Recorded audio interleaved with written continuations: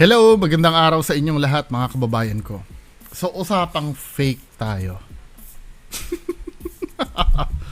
Oy, baka isipin nyo fake tong kwintas ko 150,000 ang bili ko dyan, men. 150,000. Diba? Bigat na bigat nga liig ko eh. 24 carats po. Diba? Tapos sinasabi nyo, gutom ako sa views. Diba? Hindi kayo naniniwala na totoo tong ko? 1,000% na totoo to. Diba? Tong kwintas ko. Hindi kayo naniniwala. Pumunta kayo sa akin. Anyway, mga kababayan ko, diba? Hindi, fake po to. Props lang. Anyway, mga kababayan ko, meron tayong eco-content ngayon. Ito ay tungkol sa Itbulaga. Ito ay sinuggest ni Sir Dennis Pascual. May iba naman tayo ng topic, 'di ba? Hindi ko alam yung issue. Yung issue dito sa dispute sa name na Itbulaga. Pero base sa pagkakaalam ko, itong Itbulaga ay inaari ng Tito Vic and Joey. 'Di ba? Kasi branding nila yan noon pa eh. 'Di ba? When you say Itbulaga kasi, kahit pumikit ka at narinig mo yung word na Itbulaga, mga mukha nila yung may imagine mo. Hindi ka makaka-imagine ng ibang tao kundi Tito Vic and Joey lamang, sila Alan Kay, sila Jose, tsaka si Wally. Yan ang yan ang may imagine mo eh. Minsan hindi mo may imagine na pag narinig yung term na Itbulaga si Isko ang makikita mo, o kaya si Paulo Contis, 'di ba? So, tingnan natin yung pinagbasihan ng dispute na to. So, a month ago, mga kababayan ko, naglabas ang Intellectual Property Office of the Philippines ng decision.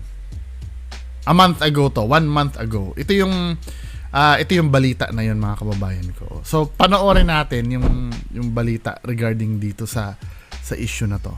Marami na naman nagrereklamo na bakit ganito yung format ng video ko. Ang video na piniplay ko po kasi reference lamang. Ang papanoorin nyo dito sa channel ko yung dinadaldal ko. Hindi yung video na nireakan ko. Anyway, pagpatuloy natin to, no? A month ago to, a month ago.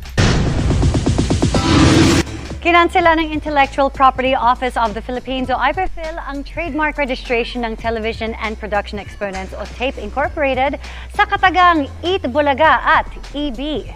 Pinaboran sa 16-page decision ng IPFIL ang petition ni Tito Soto, Vic Soto at Joey De Leon matapos daw nilang mapatunayan kung paano nabuo ang pangalan ng programa. Sabi ng Legal Counsel ng TAPE Incorporated, hindi pa nila natatanggap ang kopya ng desisyon. Magkaganon man, sa ilalim daw ng regulasyon, pwede pa rin nilang itong iapela. So ito yung sinasabi ni Paulo Contis before na hindi pa daw tapos yung laban, di ba? Kasi nung time na to, ginagamit pa rin nila yung Itbulaga eh. So nag-appeal pa sila ng mga time na to. Gawin daw nila ang lahat ng legal na aksyon para mabaliktad ang desisyon. So ito yung decision 1 month ago. Then kahapon or nung isang araw pala, 'di ba? Pinagtibay na yung decision na yon. So ito naman sa TV5 na a day ago, ito yung lumabas na balita. Panalo ang TVJ sa isinampa nilang kaso ng copyright infringement at unfair competition para sa titulo na Itbulaga. Sa kanilang Facebook Live kanina, masayang inanunsyo ni Tito Soto, Vic Soto at Joey De Leon na kinatigan sila ng korte para sa nasabing kaso kontra sa TAPE Incorporated at GMA Network. Sa desisyon ng Marikina Regional Trial Court, hindi na pwedeng gamitin ng TAPE Incorporated at GMA ang titulong Itbulaga at EB o anumang bahagi ng show na nilikha ng TVJ tulad ng jingle at mga segment nito. Bukod dito, kailangan ding magbayad ng danyos na aabot sa 3 milyong piso. Kaya yan. Diba? Binasura na rin ng Marikina RTC ang mga counterclaim ng TAPE at GMA dahil sa kakulangan ng merit. Kaya yan, 3 milyon lang eh. Madaling salita, nanalo po tayo. Ito nga yung tinitigan po ng korte, yung aming sinasabi na tayo po ang may-ari ng Itbulaga. Madaling salita, ating talaga ang Itbulaga. Mga kapatid, So magdidiwang ngayon yung mga fans ng Tito Vic and Joey, no? Pero ako, mag-opinion ako dito. Hindi ko naman alam yung technicalities na yan, no? Pero kung ang iisipin natin ay common sense na lamang, 'di ba? Kung gagamit na lang tayo ng common sense pala, ang iisipin ay common sense. Kung gagamit na lang tayo ng common sense, mga kababayan ko. May pagkakataon, halimbawa kung hindi sila pumalag doon sa tape, may pagkakataon na pwede kasing gamitin na lang ng tape 'yun at pwede na nilang hayaan. Kaya lang syempre, pinaglaban nila yung branding nung nung produkto nila. 'Di ba? I-set aside na natin yung mga technicalities sa batas. Alam naman natin lahat na ang Tito Vic and Joey ay Itbulaga talaga. Kahit sino sa inyo, ilang generation yung sumubaybay diyan, simula nung Channel 9 napunta sa Channel 2, then sa Channel 7, ngayon sa Channel 5, 'di ba? Hindi mo kasi pwedeng maihiwalay yun eh. Parang sinasabi mo sa akin na ang sinigang ay pwede mong ipangalan sa kahit anong potahe. May makita kang adobo dyan, kapag napagtripan mo na hindi adobo yan, sinigang yung nagigets niyo ibig ko sabihin, men. 'Di ba? Kapag naiba na kasi yung kahit sa banda, let's say, bang banda, River Maya, halimbawa. River Maya tong banda na to. Then, ang nagiging member ng River Maya ay sila, sila Eli Buendia, sila Raymond Marasigan. Hindi na River Maya yon, di ba? Ibang Eraserheads na yon. Kasi minsan, ang nakikita kong issue kasi, ang habol na lang kasi minsan nung iba, yung name na Itbulaga kasi yung Itbulaga powerful na yun eh. Household name na yung Itbulaga na yun. Malaki ang nun kasi, malaki ang value nun. 'Di ba? Kaya lang minsan kasi may isip natin mga kababayan ko na may mga time talaga na wag nang ipilit. No? Or halimbawa, alam natin sa sarili natin na hindi naman tayo yan eh. Kaya mas maganda sana i-let go na yan at magsimula na lang sa umpisa. Kasi sa totoo lang, ako kung tatanungin yung opinion ko, nung pumalit sila Paulo Contis, pero I do appreciate naman yung effort nila Paulo Contis talaga. Tsaka nila Buboy, nila Isko, talagang tinry nila yung best nila na tapatan yung mga originals. Kaya lang talaga hindi sila yun eh. Hindi, yun lang naman ang observations ko dito. Baka may kumontra kayo, may mga fans ba ng bagong Itbulaga dito na magagalit sa akin. 'Di ba? Tanggapin natin ang katotohanan, hindi sila yun. Pagkahalimbawa kasi kasi para sa akin pamimeki yun, men eh. Para sa akin ha. Parang you're trying to be someone na hindi naman ikaw. Parang kinakapitalize mo yung kasikatan ng isang bagay na hindi ikaw. Let's say halimbawa sasabihin mo tanyag kang abogado. Hindi ka naman talaga abogado. 'Di ba? Wala ka namang pinag-aralan sa pagiging abogado. Then kasi yung ibig ko sabihin, hindi mo alam yung mukhang malayo yata example ko, no? Halimbawa ikaw ay may isang let's say Jollibee nabili mo yung Jollibee pero hindi mo alam kung ano yung special ingredients na ginagamit ng Jollibee sa Chicken Joy nila eh.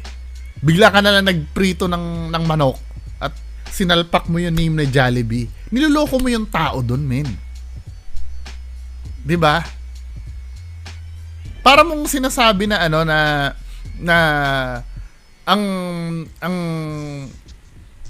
ang sinusubo mo sa akin ay asukal pero sobrang alat. 'Di ba? Yun ang nangyari kasi dito sa Itbulaga, na yung Itbulaga nila Paulo Contis. Bagamat nung nireactionan ko yung unang, may reaction video ako dun yung unang salang ng Itbulaga nila Paulo Contis eh. Ibang-iba kasi talaga siya. Nakikita ko yung effort, 'di ba? Masaya naman kahit papaano, pero hindi yun eh. Iba yun eh. 'Di ba? At dun yung mali. Kasi pag pinipilit mo kasi na ikaw yung kiniklaim mo na ikaw, darating ang time na mawawalang saysay yung pangalan na kiniklaim mo. Kung mataas ang value ng kasi ikaw ang magdadrag yan eh pag hindi mo na napanindigan yung pangalan na kinuha mo. Let's say halimbawa Itbulaga kilalang kilala natin Itbulaga. Pag manonood ka diyan, mapapanood mo yung kulitan ng Tito Vic and Joey diyan. Sila Jose at Wally, 'di ba? Yan ang mapapanood mo sa Itbulaga eh, yung mga segments nila. 'Di ba? Yung sugod bahay nila. Yan ang mapapanood mo sa Itbulaga. Tapos biglang sige manonood ako ng Itbulaga. Then iba na yung mapapanood mo doon. Niloloko mo yung tao mo doon, men. Tapos parang papagpanggapin mo pa yung sarili mo na Ito wala akong alam dun sa batas dun sa technicalities ng batas. Yes, pwede sila manalo pag may kinlame sila, 'di ba? Kasi on paper lang naman 'yan eh. Yung pagdating sa batas na na yung tungkol sa kung sino may-ari ng pangalan. Pero alam natin sa puso natin kung ano ba talaga yung Itbulaga. 'Di ba? Parang ganito, ayoko na mag-example. Example ko sana yung yung wag na lang. Kasi magkakaroon pa ng kontrobersiya eh, no. 'Di ba? Halimbawa parang ganito lang yan, men, sa mga ghost hunters na lang, no. Pagpipilitin mo na ikaw ay totoong ghost hunter. 'Di ba? Ghost hunter ako. Then namimeke ka. 'Di ba? Okay lang sana kung ikaw lang yung masisira eh. Pero yung pangalan na ghost hunter, sinisira mo, men eh. Kasi pagka ikaw yung na-booking na ng lubusan, 'di ba? Yung pangalan na ghost hunter kasi magiging synonymous na yan sa peke. 'Di ba? Pinagmamalaki mo ghost hunter ka, tapos peke naman ang ginagawa mo. Kaya tuloy yung mga gagamit ng term na ghost hunter para sa sarili nila, magiging maapektuhan na rin yun. Kahit seryoso sila, ghost hunter, mga peke naman yan eh. 'Di ba? Kaya kahit tuloy yung mga nangangarir na mag-ghost hunt talaga, peke na rin ang tingin. Kasi sinira mo. 'Di ba? Sinira mo yung sinira mo yung credibility ng parang pagsusuot ng mga peking gamit yan, men, 'di ba? Let's say halimbawa gumagamit ka ng ng bag na Louis Vuitton. Tapos may mga gumagawa ng fake na Louis Vuitton. Nabibili ng mga nagbebenta sa bangketa. 'Di ba? I mean, nabibili sa mga sa mga parang syempre bumababa yung level ng brand pagka ganon. Kasi sa totoo lang, yung mga common na tao wala namang pakialam kung titingnan pa ba yan kung peke o hindi. Katulad nito, 'di ba? Alatang plastic yung tunog, 'di ba? Katulad nito. Sasabihin ko sa inyo, totoo tong suot ko. 'Di 'Di ba? Then meron ding magsusuot ng ganito na totoong totoo talaga.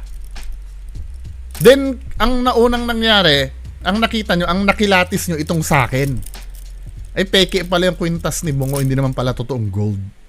Ngayon may dumating na totoong gold na yung suot-suot. Siyempre, ang iisipin nyo na naman, peke din yan, nakita ko na kay Bungo yan eh. 'Di ba? Naapektuhan kasi yung sa lahat ng oras yung pamimeke. Naapektuhan kasi ang mga tao talagang karapat dapat na gumagamit nung bagay na yon. 'Di ba, mga kababayan ko? Balik tayo doon sa issue ng Louis Vuitton, 'di ba? Halimbawa, may nakikita ka na binibenta sa Tiangge. Tatanungin mo, magkano po yung Louis Vuitton na bag na yun? Most of us naman wala namang alam dyan kung may legit ba talagang Louis Vuitton o wala eh. Most of mga Pilipino. Ito, aaminin ko sa inyo, nung araw kasi, wala akong alam kung ano yung totoong Rolex na relo. Wala akong alam doon. 'Di ba? Kasi laking probinsya ako eh. Binilhan ako ng tatay ko ng Rolex na relo dati. Yung hindi naman yung mahal, yung mura lang. Ang iniisip ko, parang kasi may nakita na ako sa Tiangge ng Rolex na yun eh. Yun ay 350 pesos yung replica ng Rolex na may brand na Rolex talaga. Nakita ko na yun minsan. Kaya tuloy ang tingin ko nung niregaluhan ako ng tatay ko ng Rolex na relo before, hindi ko tinanggap yon. Kasi nahihiya ako suotin. Kasi nakita ko ang value nun 350 pesos lang na nakita ko sa bangketa. Ang gusto ko relo nun, alam niyo yung Timex, maporma kasi yun eh. Nireject ko yung Rolex, men. Binigay sa kuya ko yung Rolex, ako Timex yung suot ko. Kasi hindi ko alam. Hanggang ngayon pinagsisisihan ko pa rin yun. Yun nangyari. Yung kuya ko yata, ewan ko saan niya dinala yun, di ba? Ibenta na siguro somewhere. Yun ang pinagsisihan. Kasi hindi ko nga alam eh. Kasi yung mga namimake kasi, ganun i-damage yung pag-iisip ng mga tao na hindi nila iniisip kung totoo ba o hindi. Kaya sana naiintindihan nyo din ang advocacy ko kung madalas akong mamuna ng mga gumagawa ng peke. Di ba? Naiintindihan nyo sana kasi ako aminado din naman ako nung college ako, bumibili talaga ako ng pirated CD kasi mura naman kasi talaga. Pero masama 'yon. Ang sinasabi ko kasi, yung ideal na gawin, 'di ba? Yung ideal na gawin, hindi yung hindi ako kaya kita nyo naman, bumili ako ng peking kwintas, 'di ba? Kasi hindi ko na naman masusunod yung sinasabi ko eh. Pero ang pinag-uusapan natin dito, yung ideal gawin. Anyway, ito naman, diniklara ko naman sa inyong fake tong suot ko. Diba? Hindi ko naman pinangalandakan na ito ay totoo. So, alam nyo na. Diba? 150 pesos po. Pero ang cool niya kasi tingnan eh. No? Kasi bagay din naman sa topic natin dito na, yan nga yan sa Itbulaga na yan. So, the bottom line is, diba, kapag hindi mo mapaninindigan yung, wala kang karapatang gumamit ng pangalan na pinaghirapan ng iba. 'Di ba? Wala kang karapatan na dahil hindi sa iyo 'yan. Hindi ikaw yan eh. 'Di ba? Dahil isa ka lang peke. Kahit na anong gawin nyo, kahit anong pilit nyo na panindigan na yan ay kayo yan, hindi eh. Hindi talaga eh. 'Di ba? Pwede kayong mag-reinvent ng sarili nyo. Pwede kayong gumawa ng sarili nyong na programa. Katulad ngayon, iba na yata ang title ngayon ng ng Itbulaga no? Yung sa 7. Ano bang title nga nun? May saya-saya something eh. Nakalimutan ko na eh. Yun, maaring sumikat sila doon at yun ang gagamitin nilang pangalan sa future. Parang Parang yung Showtime sa Channel 2, di ba? Alam, may trademark kasi ang Showtime na sila lang yung nakakagawa. Di ba? Hindi mo pwedeng sabing Showtime ang Showtime nang wala si Vice Ganda. Or wala sila Ann Curtis, sila Bong Navarro. Di ba? Yun sila eh. At sila pinaghirapan nilang yung name na yun na sumikat. Di ba? Kaya yung mga nagsasabi dyan na, importante, nag-enjoy kami. Wala namang importante pa. No, importante yan eh. Katulad nga dito sa main issue natin, sa binablog ko always, diba? Importante, ma-determine mo yung fake sa hindi. Importante yun. Kasi, kada gumagalaw ang fake, naaapektuhan yung mga totoo. Yun ang itanim nyo sa isip nyo. Kapag gumagalaw ang fake, yung totoo ang naapektuhan. Hindi sila nakaka-apekto kung idideklara nila na fake yung ginagawa nila. O hindi sila yon. Diba? Kasi yung credit, mapupunta pa rin doon sa tunay eh. Kapag ka ganun eh. Parang sa ghost hunting, diba? Oy, for entertainment lang po. Di alam namin, hindi ka naman talaga ghost hunter. Diba? Nag-i-spook ka lang at ini-entertain. Kaya lang, ang naging problem kasi do sa ghost hunting community, mga kababayan ko, nasarapan na kayong gumamit ng ng ghost hunter na name eh. Diba? Yung respect at papuri na nakukuha nyo sa pagiging ghost hunter, na addict na kayo doon. Hindi nyo na mapakawalan. Kaya wala na kayong pakialam doon sa mga totoong nagsasakripisyo talaga para Ngayon nga mga kababayan ko Hindi, next topic na lang pala. Mamaya na lang pala natin pag-usapan yun. Di ba, men? Anyway, anong masasabi nyo dito? Di ba? Kaya nga sila Sir I Am Reverie daw, ang bagong nabasa ko kagabi ang bagong ang bagong tawag nila sa sarili nila, ghost detectives na daw. Kasi pag ghost hunter, contaminated na yung name na ghost hunter. Diba? Hindi na nila mai-salvage dito sa Pilipinas. Kapag sinabi mong ghost hunter ka, synonymous na sa pagiging peke. Mga kababayan ko. Anyway, ito lang naman ang mapag-usapan natin tungkol dito. Hindi ko na alam yung technicalities nito, pero na-discuss ko naman sa inyo yung pinaka-essence ng issue na to. Na kapag ka hindi ikaw yun, hindi ikaw yun. Tanggapin mo ang katotohanan na hindi ikaw yun. Maraming salamat po. Bye-bye. Gumising ka. Ito na ang oras para lumaban. Huwag kang umatras pag nasa katwiran. Panatilihing bukas ang isipan. Katotohanan ang ating sandigan.